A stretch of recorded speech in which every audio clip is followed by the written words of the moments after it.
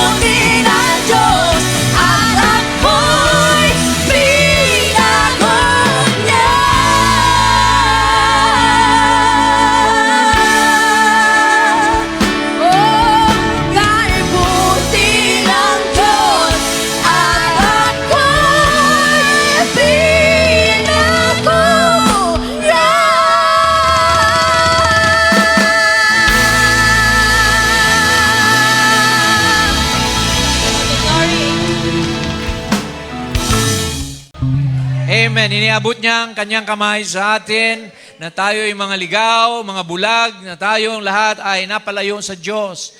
But because of His love for us, for His tender mercies, amen, inabot tayo ng Panginoon sa lusak ng kasalanan. Nilinis tayo, pinatawad at niluwalhati. Amen. We're now sitting in heavenly places in Christ Jesus. So God bless you tonight, mga kapatid. I believe the whole world is celebrating this week, amen, the ministry of Jesus Christ, which we know they are remembering the burial, the resurrection of our Lord in a week that they call Holy Week, amen. Some calls it Lenten season. Some calls it Passover, amen. So sa gabing ito, mangungusap tayo patungkol sa ating Panginoon. Wala nang iba pa, kundi siya lamang ang dapat na maitaas, siya lamang ang mapapurihan, siya lamang ang mabigyan ng kaluguran, kaluwalhatian sa gabing ito. As we move on to our subject, crucified for a purpose. Amen. May layunin kung bakit napako si Jesus Christ. It was not an accident, amen. It was not a trial and error thing. Amen. He came to redeem those names that were written in the Lamb's Book of Life through the blood of Jesus. Amen. Alam natin yan, mga kapatid. It was already foreordained before the foundation of the world because without Christ, without the blood of Jesus, there will be no remission of sin. So tayo ay magbasa ng talata habang tayo nakatayo. We will be reading from Matthew 27, 22, and 23. Sabi po rito, Pilate said unto them, What shall I do then with Jesus, which is called Christ? They all say unto him, Let him be crucified. And the governor said, Why? What evil hath he done? But they cried out the more, saying, Let him be crucified. So yan po ang sinabi ng Biblia, ang mga tao, amen, sila ay nabulagan sa kanilang mga espiritual na buhay, and they wanted to crucify the very Son of God, Jesus, the image of the invisible God. So tayo manalangin as we dwell on these thoughts this evening.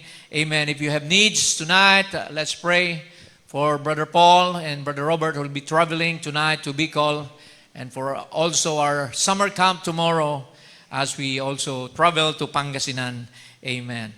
Hallelujah, Lord. Salamat, O Diyos, Panginoon, na tunay, Panginoon, na wala kaming magagawa kung wala ka. Lord, we were lost, but now we're found, Lord. We were blind, but now we can see because of your mercy, because of your grace. Wala kaming ginawa, Panginoon, para maligtas. Ikaw ang tumapos ng lahat, Panginoon. Sinabi mo, it is finished.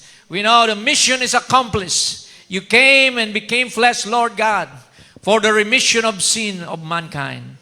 You came, Lord God, to find your children, Lord, that's been foreordained to eternal life, Lord, because you are the one, the giver of eternal life. Lord, wala nang iba pang susi, Panginoon, sa buhay na walang hanggan kundi ikaw lamang. So, Lord God, sa gabing ito, hayaan mo, Panginoon, na maitas ka namin, mabigyan ka ng kapurihan, maalala namin ang ginawa mong sakit at paghihirap sa krus ng Kalbaryo.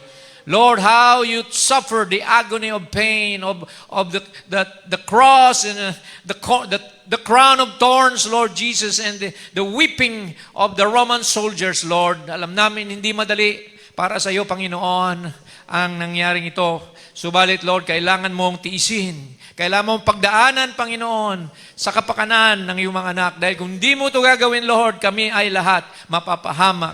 Lahat kami patungong impyerno. Salamat, Lord God, na ngayon ang susi ng kamatayan at ng impyerno ay nasa mga kamay mo na. Lord, you have been victorious. You have overcome the grave, the hell, Lord God, and all sickness, Lord. You have triumphant. You have triumphantly arose from the dead, Lord Jesus. At alam namin, Panginoon, na itong lahat ng ito ay pinagdaanan mo sa kapakanan ng iyong nobya, Lord God. We know, Lord God, you love your bride so much that you gave your own self, Father, in exchange for our salvation. So, Lord, sa gabing ito, patawarin mo kami sa aming mga pagkukulang kung meron man. kami mga, Lord God, kalabisan, mga kalikuan sa aming buhay, Lord God. We know, Father God, that it's only by your grace and mercy, but we must also live holy and live obedient to your word, Lord, para makasunod kami sa iyong kalooban, because you said, if you love me, obey my commandments. So Lord, we just remember tonight all the needs of your people. We bring to you, Lord God, our brother Robert and brother Paul who will be traveling tonight to Bicol region. 14 hours travel to Sorsogon, Lord, from Manila. Lord, we know that the road is rough, Lord God, and the gasoline is high. But Lord God, you promise to provide all our needs according to your riches in glory. Hallelujah. We pray also, Lord, for tomorrow's summer camp as we move on, Lord God, and travel also to Pangasinan with around 28 or 30 brethren coming with us, Lord God, to that camp meeting. Lord, guide us again also and provide for our needs, for the food that we're going to eat, for our drivers, Lord God, also, and for our transportation. Ito'y ingatan mo rin, ilayo sa kapahamakan, anumang disgrasya, panghawakan mo kaming lahat, Panginoon. At gawin mo kaming pagpapala roon at mapagpala din kami, Panginoon. Hindi masayang ang gawain ito para sa iyo. Salamat, Lord. Remember also those who are needy of your, Lord God, financial blessing, of your healing powers for their sickness in the body and spirit and soul. And we claim, Father God, all the victory sa buhay na ito, Panginoon. Dahil through you, through your suffering and through your resurrection, we have already conquered, Lord God, everything by your power. Thank you for the authority that you've given your children to claim all the benefits and promises that you already gave at the cross of Calvary. Dahil sinabi mo, it is finished, Lord. Bayad na kami, Panginoon, sa aming kasalanan. Bayad na kami, Panginoon, sa aming mga pagkukulang, Lord God. Ikaw na ang namatay in exchange for our debts. Salamat, Lord. Purihin ka at maghari ka sa amin sa gabing ito. Pagpalain mo ang bawat isa at maging nanonood sa online, Lord God. Bless them all. In Jesus' name I pray. Amen and amen and amen. Praise the Lord. You can be seated. Amen. So tayo dadako, mga kapatid, sa napaka-importanting kumbaga event sa mundong ito. We know that the crucifixion, Jesus is the central theme of the Bible. Siya ang praise God, focus ng Genesis hanggang Revelation. Amen. The Lamb, the bloody Lamb that will take away the sins of the world. So mga kapatid, praise God, tingnan natin ang ilang mga bagay na pinagtiisan ng Panginoon. You know, Jesus suffered a lot. And amen, hindi lamang madali yung kanyang pagiging isang Messiah. I have done a little research here. Maraming pinagtiisan ng Panginoon. He suffered physically. He suffered emotionally. He suffered spiritually. So, sa physical, mga kapatid, according to history, amen, tiniis niya ang mga hagupit. He was scourged by the Roman soldiers. They whip him with a flagrum. Alam niyo yung flagrum, ito yung cat of nine tails. Parang isang metal ito na matatalim ang mga dulo na habang siya hinahagupit, it is ripping his flesh from his body. Natatanggal yung kanyang laman habang hinahagupit siya. Sumasama doon sa talim.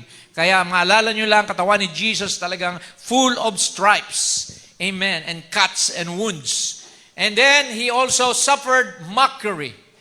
Amen. And torture. Praise the Lord. He was spat on. He was struck in the face. He had his beard ripped up and was mocked with a crown of thorns. Biruin niyo yun. Kumuha pa sila ng corona. He was mocked as a king, as the king of the Jews. At sinutan siya ng corona. Hindi lamang basta corona, kundi it's a crown of thorns, mga kapatid. Biruin niyo yung pagtusok ng mga alam natin matutulis na yon sa kanyang ulo. Praise God. It will create so much pain, mga kapatid, sa mga ugat niya, mga kapatid. And then, sabi rito, he suffered by sweating blood. Pati yung kanyang pawis ay naging dugo. Dahil sa hirap na kanyang kakaharapin, under extreme stress in the Garden of Gethsemane. Jesus sweated blood likely due to capillaries bursting. Pati yung kanyang mga ugat pumuputok na dahil ayaw sana niya na daanan ang bagay nito. He told his father, if it is possible that this cup, I will pass, this cup be passed away from me. But it is not my will, but your will be done. Amen. Hindi inatrasan ng Panginoon ang bagay na ito na tinawag ng siyensya na hematidrosis, the blood sweating in his body. And of course, the spear wound and the crucifixion. Amen. Napakahirap kaya yung ipako siya, mga kapatid. Dalawang kamay at yung kanyang paa, praise God, hindi pa straight, kundi baliko. Ang pagkakapako para siya mahirapan at talagang mapagod siya at bumigay, mga kapatid. At ang lalaki ng pako na yon sa kamay at sa paa, mga kapatid, isipin nyo na lang ang pinagdaanan ni Lord para sa ating kaligtasan, mga kapatid. O, palakpakan natin ang Panginoon sa kanyang hirap na pinagdaanan. And then, nung siya'y patay na, tinusok pa siya ng sibat sa tagiliran. A Roman soldier pierced his side with a spear to confirm his death. So, at sabi ng prophet, doon sa spear na yon, doon lumabas yung dugo, yung tubig, at bumuo sa lupa. Amen. Showing to us that the blood of Jesus has already cleansed all the bride, the seed of Abraham that will be born from there on, from Calvary until today. Bayad na tayo, mga kapatid. Amen. Glory to God. Then he suffered emotional suffering. Bilang tao, mga kapatid, siya ay may emotion din. May feelings din siya. He was betrayed by whom? By Judas, one of his apostles. Peter denied him 3 times before the cock crowed. And the disciples, amen, deserted him. Nagkanya-kanyang takbo at tago yung mga disipulo. At doon sa krus, mag-isa na lang siya doon. Nandun lang si Mary Magdalene and si John. Amen. Na kapatid niya kay Mary, mga kapatid. The John na siyang binigyan din niya ng revelation on the Isle of Patmos. Amen. And so, he also faced unjust trial. Yung kanyang trial, mga kapatid, ito ay hindi fair. It was unjust. Why? Because they were accusing him falsely. Amen. The Pharisees are saying that he claimed to be God. He broke the Sabbath. So napaka-simpleng bagay kung naunawaan lang nila that Jesus is the Lord of the Sabbath. Amen. And that He is God Himself in flesh. He claimed before Abraham was, I am. Amen. So kaya yun ang mga accusation nila sa kanya. See? And of course, pinagpalit pa siya sa isang Barabas, isang kriminal. Pinapili yung mga tao, sino ba ang palalayain natin? Ito bang si Jesus na taga Nazareth o ito bang si Barabas na isang criminal, hardcore criminal, mga kapatid? So, na-preach na natin yan dito, pinalaya si Barabas. At yan ay tipo natin, mga kapatid, na imbis na tayo ang parusahan, si Jesus ang naparusahan para sa atin. You are the Barabbas. We are the Barabbases, mga kapatid, na napalaya dahil kay Jesus. Amen. And then he was humiliated, mga kapatid. Alam nyo ba? The Bible said he was crucified naked. Pag sinabing naked, walang saplot yun. Nilalagyan na lang natin ng saplot sa mga crucifix kasi nakakahiya, di ba? But he was stripped naked, mocked, and subjected to disgraceful public humiliation. See, hindi lamang siya pinahirapan, pinahiya pa siya, mga kapatid. Grabe, mga kapatid, ang pinagdaanan ni Lord Jesus. Wow. And finally, he suffered spiritually. Because on the cross, amen, sabi roon yung cup of wrath. What is the cup of wrath? The sins of the world. Nagalit ang Diyos sa kasalanan, sa Kanya siningil ng Ama ang lahat ng kasalanan ng mundo. So in Gethsemane, Jesus endured profound sorrow, anticipating spiritual weight of bearing the world's sins. See, he was sabi ng Bible, amen, he who knew no sin was made sin in order for us to be made the righteousness of God in Him. Praise the Lord. Siya ang umako ng ating mga kasalanan. Lagi nating binabasa, He was wounded for our transgression, He was bruised for our iniquities, and the chastisement, ang pagpalo, for our peace was upon Him, and by His stripes, sa mga latay niyang yon, pinagaling na niya tayo. We are healed. We are saved. We have been justified and redeemed. And then, as you know, while He was on the cross, He was speaking, Father, Father, Eli sabachthani. Why have you forsaken me? See, umalis yung Ama sa Kanya, the Spirit of God. See, that was the deepest suffering, was losing the fellowship of His Father on the cross because He has to die as a man. See, He has to die as a human being because God could not die in spirit form. Alam natin yan, ang Diyos hindi namatay sa Espiritu, pero ang Diyos namatay sa laman. So, hindi ordinaryong tao lang ang namatay sa iyo. Ang Diyos nagkatawang tao para Siya ang nag-iisang Savior. He's the only Savior and Redeemer and no one else, mga kapatid. Amen. Hallelujah. Naintindihan natin yan ang Diyos. Hindi niya tayo kayang iligtas bilang Espiritu. Kaya lang i-fulfill niya yung kinsman redeemership na sinasabi sa Biblia. So finally, we know He bore our sin. Jesus became the sacrificial offering for humanity, taking on the full judgment of sin. Kay Kristo, hinatulan na ang kasalanan ng mundo. Amen. Tapos na. Binayaran na tayo. All you have to do is to claim the promise. All you have to do is to accept, amen, the giver of mercy and truth and giver of grace to you. Accept the Lord Jesus Christ. Kasi pag na kay Jesus Christ ka, amen, pinatawad ka na, malinis ka na sa harapan ng Diyos. Amen. There is therefore now no condemnation to where? To him, to them that's in Christ Jesus. Kay Jesus lang naroon ang kapatawaran, mga kapatid. Amen. Pag hindi mo siya tinanggap, hindi ka surrender sa Kanya, the Bible said, repent and be baptized in the name of Jesus Christ for the remission of sin, and you shall receive the gift of the Holy Ghost pa. So kaya siya lamang, He's the only way, the truth, and the life. No man can come to God the Father except by Him, by His flesh, by His body. So the question now goes like this. Why did Jesus have to suffer and go through all this suffering? Di ba pwedeng sabihin na lang niya, patawad ko na kayo. Di niya ba pwedeng i-declare na lang? Can He not just say to mankind, you're already saved by me? See, why will Jesus have to suffer, be rejected, and die on the cross? There's some reasons why, and I think I have found out 5 or 6 reasons. Isa-isahin natin ito, mga kapatid. Because I believe it was a divine plan. Ito'y hindi aksidente. See, before the foundation of the world, plano na ito ng Diyos. Amen. That those names in the Lamb's Book of Life will be redeemed by the dying Lamb.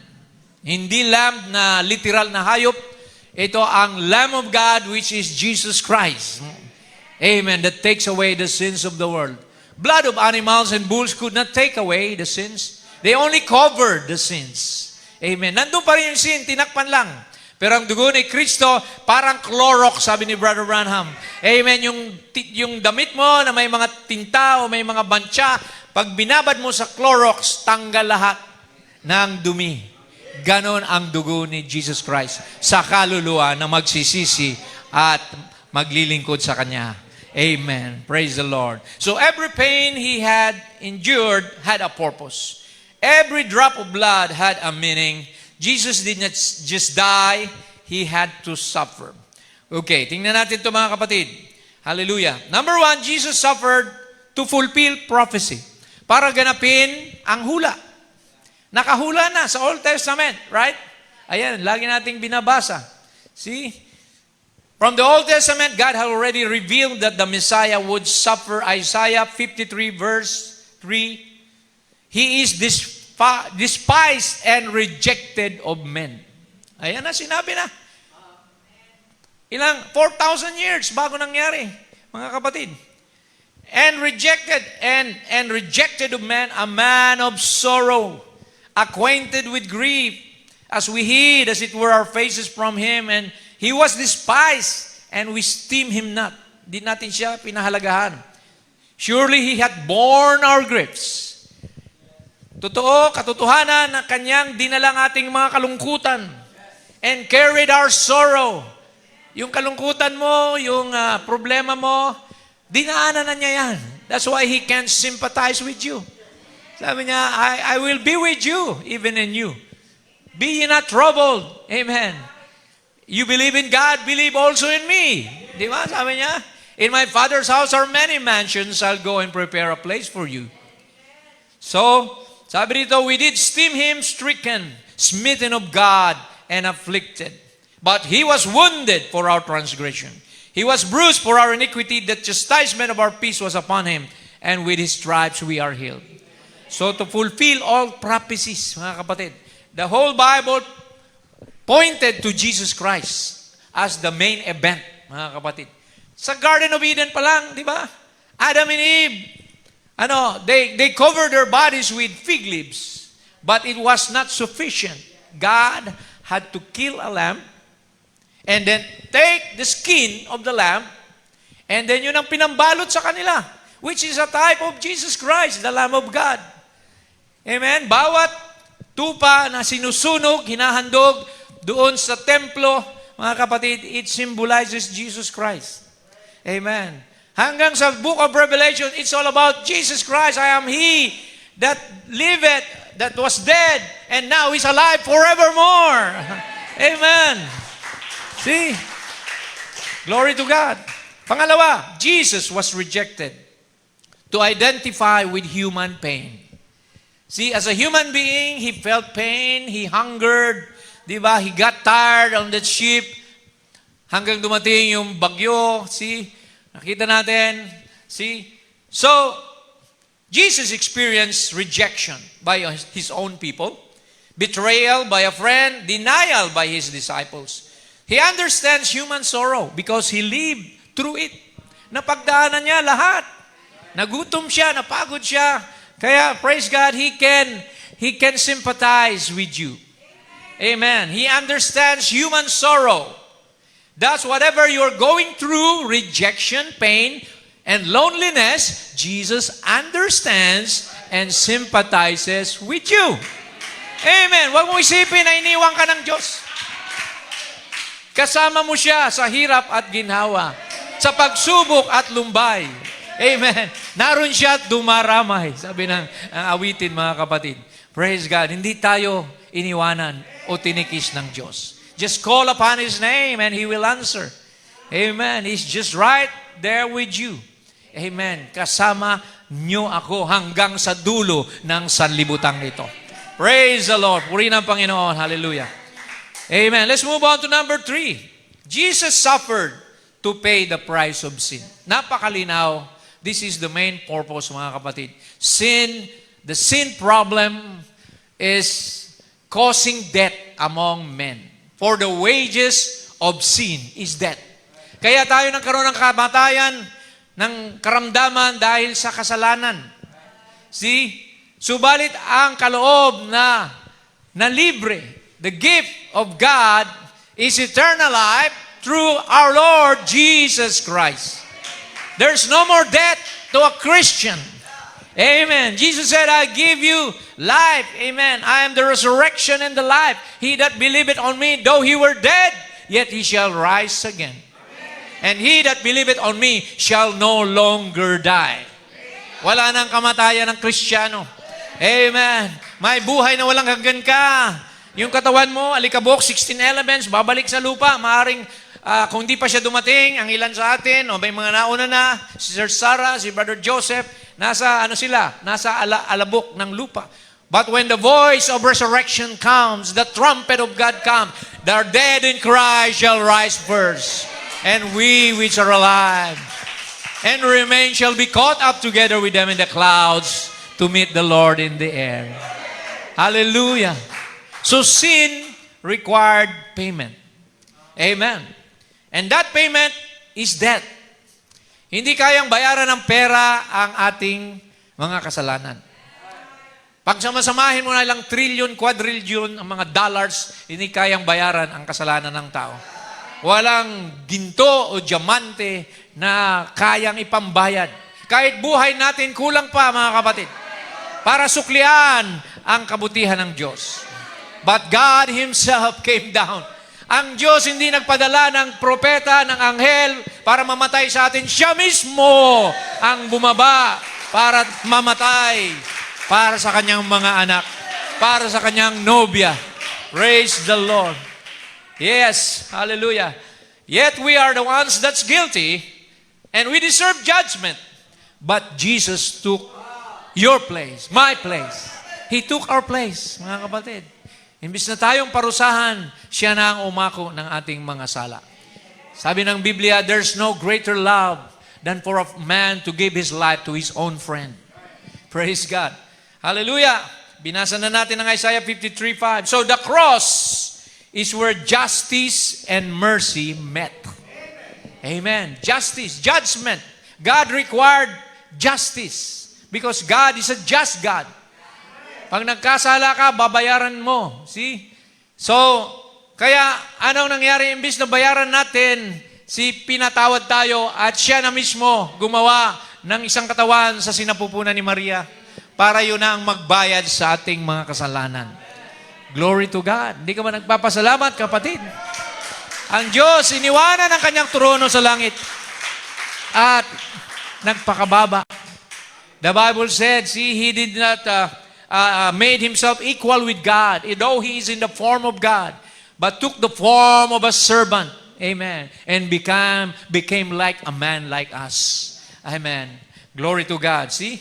Maging sabi ng prophet, maging yung pinakamababang tao, si Zacchaeus ay hindi siya tiningala, kundi dinungawan pa siya. Praise God. Kaya mga kapatid, makikita natin, we don't want judgment.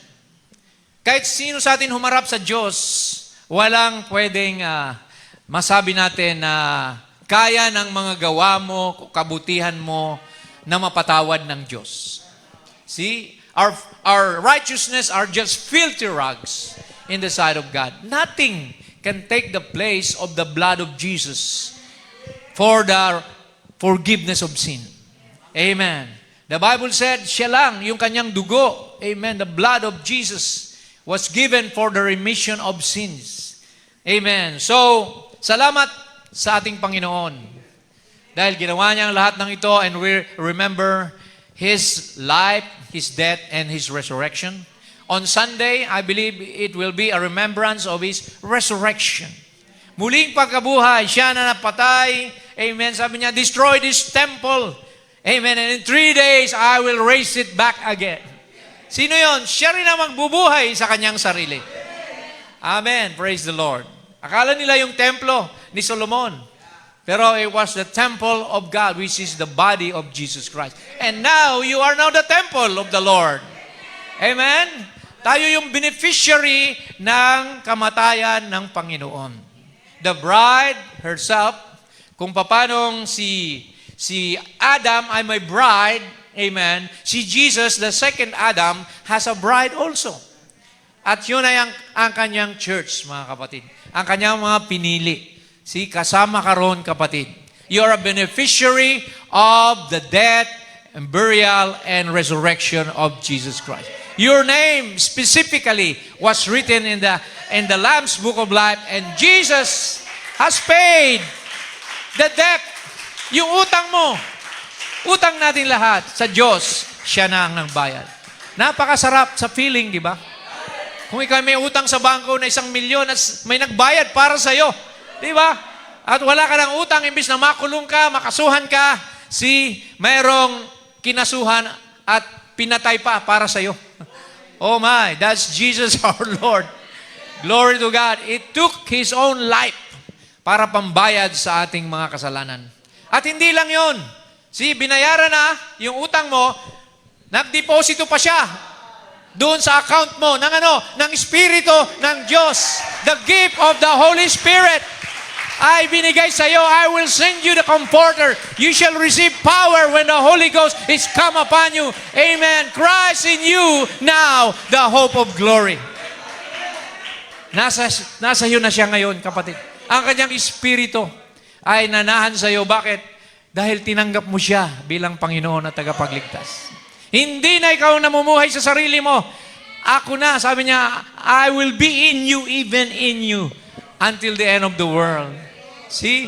Praise God. Kaya mga kapatid, ang buhay natin, hindi na natin to sarili. Sa Panginoon na ito. Wala na tayong sariling desisyon. Kung anong desisyon niya, yun ang desisyon natin. Kung anong gusto niya, yun ang gusto natin. Kung anong ayaw niya, ayaw din natin. Amen. See, we are a prisoner of Jesus Christ. Amen. Yan ang tunay. Love prisoners of Jesus Christ. Alright. Ito ang mga ilang quotation or verses na nagsasabi na ang ating Panginoon, binayaran niya ang ating mga utang sa pamamagitan ng kanyang dugo. Basahin natin 1 Peter 2:24, who His own self bear our sins in His own body on the tree. Wow, yung kasalanan mo nalipat sa Kanya. Upang ikaw ay, mapatawad, linisin, ma-justify, ma-sanctify, and mabaptize ng Holy Spirit. Hebrews 9:28, so Christ was once offered to bear the sins of many. Hebrews 10:10, by the which we are sanctified through the offering of the body of Jesus Christ once and for all. The word sanctified means made holy. Diba? Tayo'y nilinis. Amen. Set aside, cleanse and set aside for service. Colossians 1:20, and having made peace. Amen. Siyang gumawa ng kapayapaan para sa atin. Dati mga kaaway tayo ng Diyos. We were enemies in our mind. At sabi rito, having made peace through the blood of His cross, by Him to reconcile all things. Hindi lang tayo, lahat ng bagay, pati ang mundo, tutubusin niya ito mula sa dyablo. Unto Himself, pabalik sa Kanya. By Him, I say, whether they be things on earth or things in heaven. Amen. Full restoration of power and glory. Babalik na muli ang pamumuno, pamamahala ni Jesus Christ sa mundong ito. Napakalapit na ang millennium. Hallelujah. After the tribulation period, after the Third World War, Jesus will come again. Amen. And establish His kingdom here for 1,000 years. Amen. And there will be peace in the valley. There will be peace in the millennium. And the sons and daughters of God will be raised up there. We will rule and reign with Christ with the rod of iron the nations. Amen. Yung mga magpaparaming mga bansa doon sa millennium, kasing dami ng buhangin, sabi roon ay sila ay paghaharian natin, yung mga heathens. Sabi ng prophet, we will reign upon those who have not heard the gospel. Amen. Pangangaralan natin sila. At sila, yung mga mortal doon, na may mamamatay, may papanganak sa millennium, tayo hindi na mga mamamatay pa because we will be in glorified bodies. Amen. Praise God. So sila, mga mortals, sila ang paghaharian natin. Amen. Glory to God. Now, pang-apat na tayo. Jesus was crucified to bring redemption. Alam niyo yung salitang redemption, pagtubos. Bakit tayo tutubusin? Nasangla tayo sa kasalanan. Amen. We were placed in the devil's pawn shop, sabi ng prophet. And Jesus took you out of the devil's pawn shop. So, redeem means to bring back what was lost. To bring back what once belonged to God. Naagaw lang tayo ng dyablo, mga kapatid. Amen. Dahil sa sa original sin, lahat ng tao nahulog sa kasalanan. Amen. Pero salamat sa Panginoon, gumawa rin siya ng paraan para mabawi tayo. Hindi siya papayag ng dyablo ay manaig sa kanyang kalooban. Amen. Hindi siya papayag ng kanyang mga anak ay manatili sa ilalim ng kadiliman, sa kamay ng dyablo, mga kapatid. Anong ginawa niya? Praise God. Tayong lahat ay tinubos niya ng kanyang dugo. Amen. In whom we have redemption through His blood. Ephesians 1:7. The forgiveness of sin. Magkadugtong yan. Redemption through the blood and the forgiveness of sin. According to what? The riches, sa kayamanan ng kanyang biyaya. Palakpakan natin ang Panginoon. Hallelujah! The riches of His grace. The cross was not just for His suffering, it was for substitution. Nakipagpalit siya sa atin. He took our sin, He gave us righteousness. Through His death, we are redeemed. 2 Corinthians 5:21, anong sabi diyan? Ito yung binasa ko kanina. For He hath made Him to be sin. Sino yung Him? Jesus was made to be sin. Hindi nga lang sinner. Sin pa eh. Ginawa siyang kasalanan para sa atin. Who knew no sin? Walang bahid ng kasalanan si Jesus. He's the only human being na pinanganak without sexual intercourse. Alam natin lahat tayo, dumaan sa magulang natin, nanay at tatay. But Jesus, He was not a Jew, He was not a Gentile, He was the blood of God. He was God Himself in flesh. Kaya sabi rito, He knew no sin, that we might be made the righteousness of God in Him. Righteousness of God, ikaw ay magiging katuwiran na ng Diyos kapag nasa kay Jesus ka. Only in Him there is life. Only in Christ there is salvation, there is peace, there is victory. You are not saved by works, right? But by the sacrifice of Jesus Christ. Hindi ka naligtas dahil nandito ka lagi tuwing linggo. Okay yun. Pero hindi yan ang magliligtas sa'yo. Tapos na ang kaligtasan mo.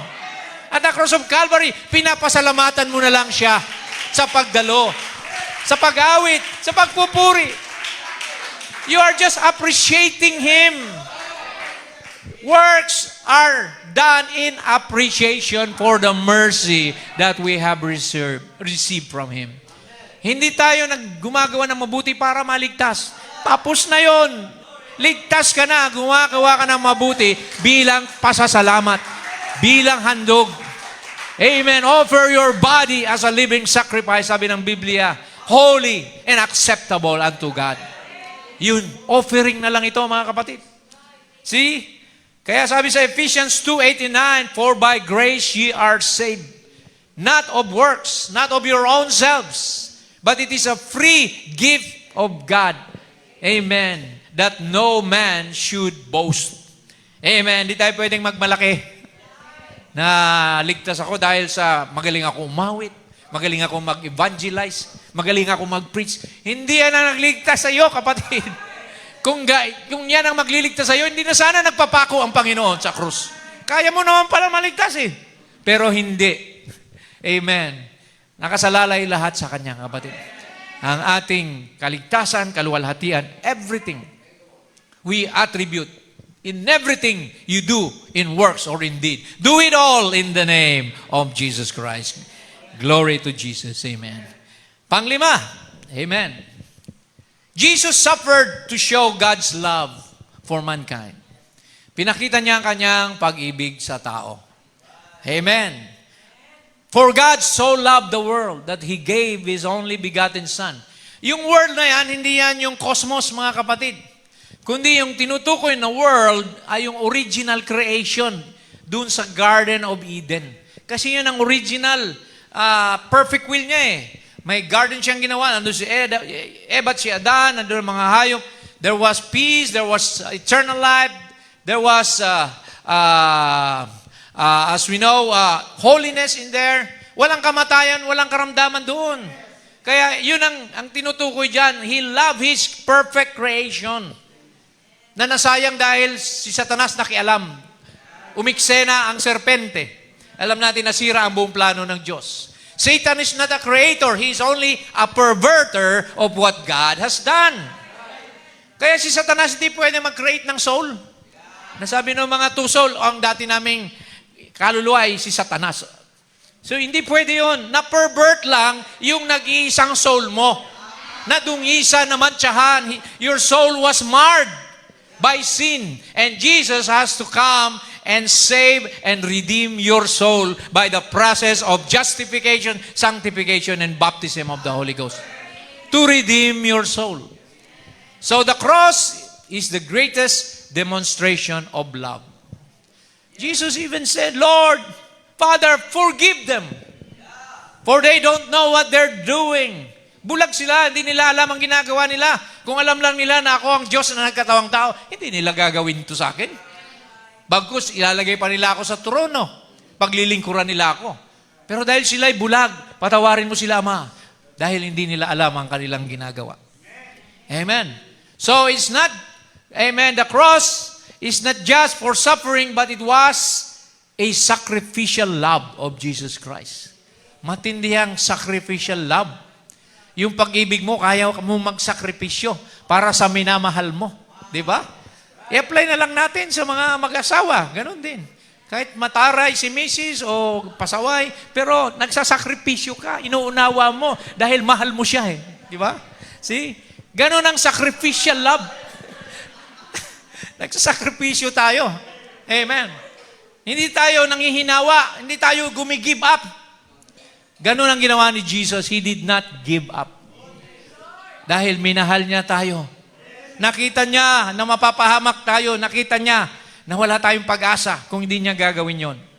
So God did not just send a message. He sent His own Son. Sarili mong anak, ibibigay mo ba? Kagaya ni Isaac. It was tested before. God asked Abraham, bring your son on the mountain.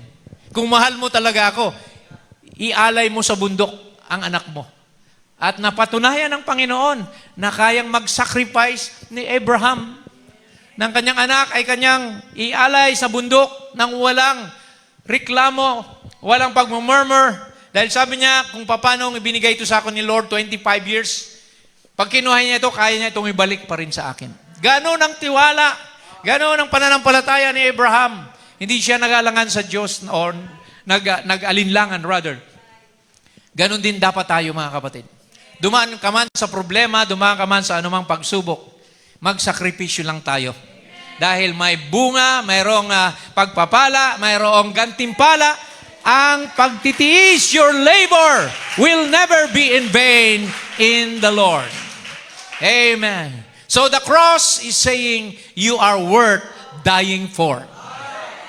You are worth dying for. Karapat-dapat ka na iligtas.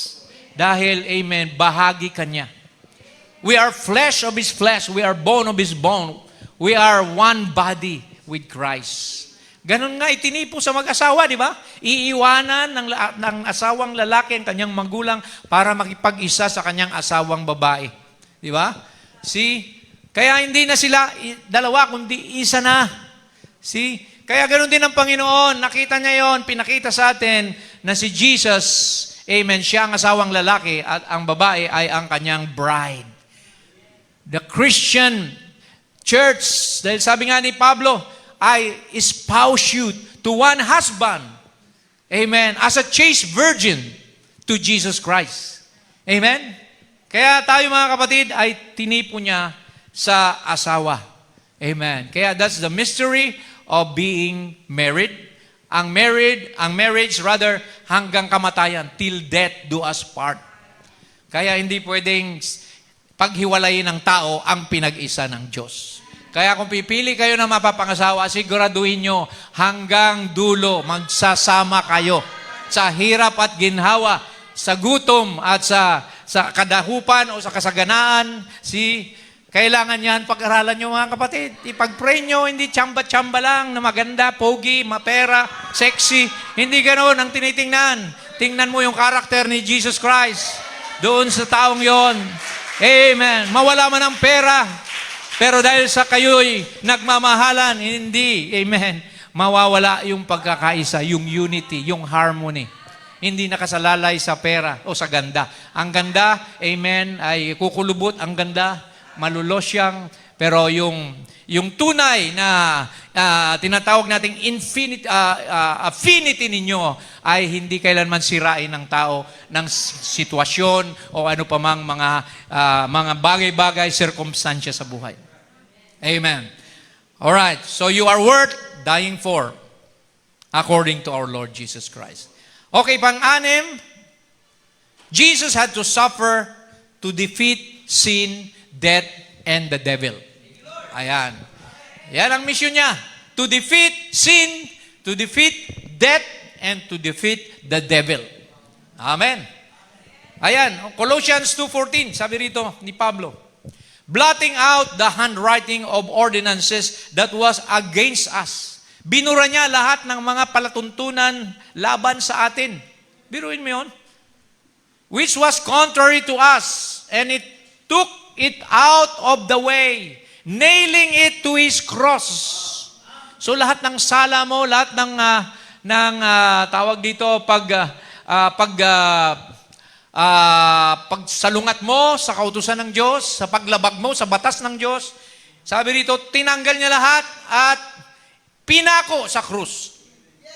And having spoiled principalities and powers, He made a show of them openly, triumphing over them in it. Amen. So at the cross, sin was defeated. Naalala nyo sa panahon ni Adan at ni Eva, there was a prophecy when God told Eve, sabi niya, I will put enmity between your seed and the woman's seed. Yun ang sabi niya sa serpent eh. You will bruise his heel and sabi roon, and he will crush your head. Amen. Makikita natin yon mga kapatid, nangyari sa Kalbaryo. Amen. Krinash ni Lord yung ulo ni Satanas. Yung serpente. Amen. Dinurog niya. Inalisan niya ng kapangyarihan. Amen. Ang kamatayan. Amen. Alam niyo natin yung the sting of death.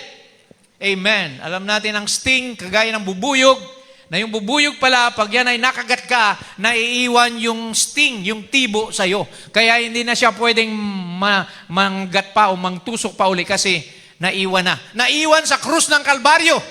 Yung tibo ni Satanas. The sting of death.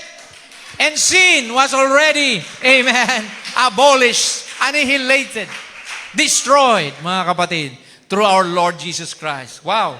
Death was conquered. Amen. Alam natin, ang takot ng tao, number one, kamatayan. Diba? Sino bang hindi takot mamatay? Of course, mga Kristiyano. Pero pag hindi ka pa Kristiyano, takot na takot yan mamatay. Konting sakit-sakit lang, doon na sa doktor yan, espesyalista, di ba? See? Yan ang kinatatakutan ng tao, kamatayan. Kasi wala pang tao na kahit marami kang pera, napahaba mo ang buhay mo. See? Kahit bilyonaryo ka, hindi ka pwedeng humaba ang buhay hanggat kung time mo na sa Panginoon. Pero si Jesus, tinapos na niya ang kamatayan. Sabi niya, amen, praise God, death was conquered and Satan was overcome. Amen. Ang sino mang Kristiyano hindi na mamamatay, bibigyan ko kayo ng buhay na walang hanggan. He that heareth my words and believeth on him that sent me has everlasting life and shall not come to the judgment anymore, but is passed from death unto life. Amen. John 5:24, mga kapatid. Glory to God. So what looked like a defeat at the cross became victory for the Christian. Amen. Akala ng tao, akala ni Satanas, pinatay na kita, tapos ka na. Pero Jesus went down to hell after his death at kinuha niya yung susi. He took the keys of death and hell from Satan. Sabi ng prophet, sinipa niya si Satan doon papasok at nasa kanya lahat ng susi. Hindi na makapasok si Satanas sa sarili niyang tahanan. Wala na siyang susi. O makalabas pa, nandun na lang siya, mga kapatid. Kaya makikita natin, hallelujah, drinamatize ni Brother Branham yan. Amen. At ngayon kay Jesus na ang susi ng kamatayan at ng impyerno. Wala na makakapasok doon, maliban na tanggihan mo si Kristo. Maliban na i-reject mo siya, bubuksan niya yon. Dahil sabi niya, he that believeth and is baptized shall be saved, but he that believeth not shall be condemned. Papasok ka roon. Mark 16:16. Amen. So, the cross is not just a symbol of loss, it is a symbol of triumph. Amen. Yung cross pala, mga kapatid, amen, hindi simbolo yan ng pagkalugi o pagkatalo o pagkabigo, ito ay simbolo ng katagumpayan. Tagumpay kay Kristo. We are more than conquerors in Christ Jesus. We shout victory. Amen. In the name of Jesus. The devil has to flee. That's why Jesus gave you the authority over the devil. The Son shall follow them that believe. In my name they shall cast out devils. In my name they shall speak with new tongues. In my name they shall drink any deadly thing, and it shall no wise hurt them. And in my name you shall lay hands on the sick, and they shall recover. Glory to God. Mark 16:17-18. Amen. So finally mga kapatid, mayroon akong napulot ditong isang chart sa Facebook na napakaganda. Tiningnan ko, sabi ko, it speaks about how Jesus said, it is finished. The word tetelestai is a Greek word that means it is finished. Pag sinabing tapos na, amen, sa business, paid in full. Di ba? Pag may kontrata ka sa business, pag it is finished, bayad na, paid in full.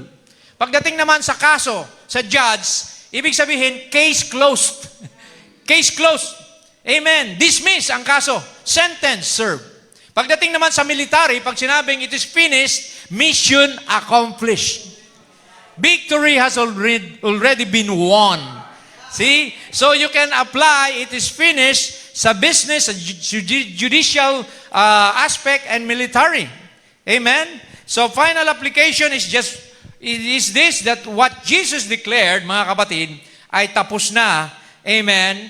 Ang kaso, tapos na ang laban, at tapos na rin ang bayarin. Amen. Sa pamamagitan ng kanyang dugo sa krus ng Kalbaryo. Praise the Lord. Hallelujah. Glory to God, mga kapatid. Amen. So finally, the conclusion is, without the cross, there is no forgiveness. Without the cross, there is no salvation. Without the cross, there is no hope. Walang pag-asa, walang kaligtasan, walang kapatawaran. So you must always remember Calvary every day of your life, sabi ng prophet, mga kapatid. Glory to Jesus. Amen. So Jesus had to suffer to fulfill prophecy. He has to be rejected to understand how we are also rejected. And He was crucified to save us, to show His love, His mercy. Amen. Para sa atin. So, dyan po, makikita natin mga kapatid, ang mission accomplished ni Jesus Christ. He did not come in vain. He came for victory. For a final solution to the whole problem of the world. Kaya, tanging kay Jesus lang mayroong kapayapaan. There's no peace in this world. Only in Christ there is peace. Amen. Pag na kay Kristo ka, magulo man ang mundo, magkaguluman ang lahat ng bagay, pero may kapayapaan ka. Dahil nakatayo ka sa bato, you are, amen, placed in a rock. You are planted upon the rock of revelation. And upon this rock, I will build my church, and the gates of hell can never prevail against it. Kaya yan ang Kristiyano. Amen. Sampalin mo man yan, hindi gaganti yan. Sabi ni Jesus, di ba? Pasampal mo ba yung kaliwa? So, ipagpipray ka pa niyan. See, praise God, mga kapatid. See, ang isang Kristiyano, praise God, walang problema. Sa hirap at ginhawa, amen. See, sa pagpapala o sa kasaganaan o sa kadahupan, mga kapatid, mainit palagi ang Kristiyano. Lagi pa rin nakangiti.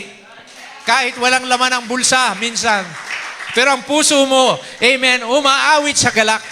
Dahil, amen, ligtas ka na. Panatag ka na. Meron ka ng paruruunan. Mawala man ang langit at lupa. Amen. Ang kanyang salita na dala-dala mo sa iyong puso, kailanman hindi lilipas. Jesus is the Word. And you are now the Word made flesh again. That's the good news. The bride ministry is Jesus. Amen. Na nasa iyo. You are His ambassadors. You are His Messiah heads.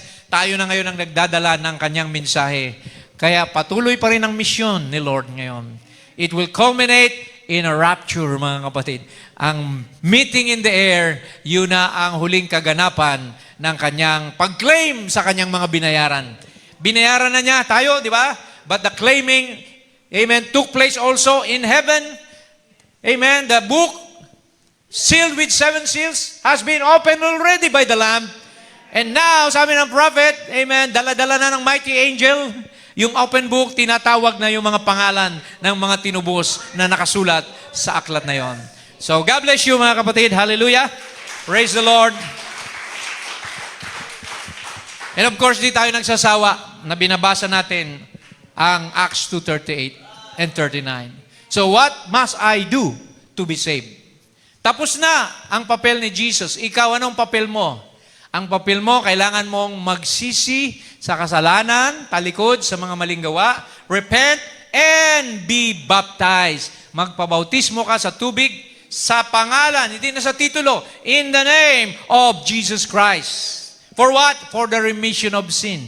Doon i-epekto sa iyo ang kapatawaran ng kasalanan kapag nagsisi ka at nabautismohan ka sa pangalan niya. Amen. Mapapatawan ang kasalanan mo at tatanggapin mo pa ang kaloob ng Espiritu Santo. The oil, amen, that the wise virgin received para makasama sa wedding supper. Without the oil, foolish virgin ang dating mo. Maiwan ka sa tribulation. So kaya kailangan mo magsisi, mabautismuhan, mapatawad, at mapuspos ng Espiritu Santo. Amen. For this promise is unto you and to your children and to all that's afar off, even as many as the Lord our God shall call. God bless you. Palakpakan natin ng Panginoon. Tumayo tayo. Hallelujah. Amen. Awitin natin ang isang masayang awitin. Amen. Hindi tayo dapat malungkot. Masaya tayo. Magsaya tayo. Down at the cross where my Savior died. Down where for cleansing from sin I cried. There to my heart was the blood applied. Glory, glory to His name. Oh, glory to His name. Glory to His name. Yeah. Glory to His name. There to my heart was the blood applied. Thank you, Lord. Glory to His name. I'm so wondrously saved. I am so wondrously saved from sin. That's right. Jesus so sweetly abide where? Within your soul. There at the cross where He took me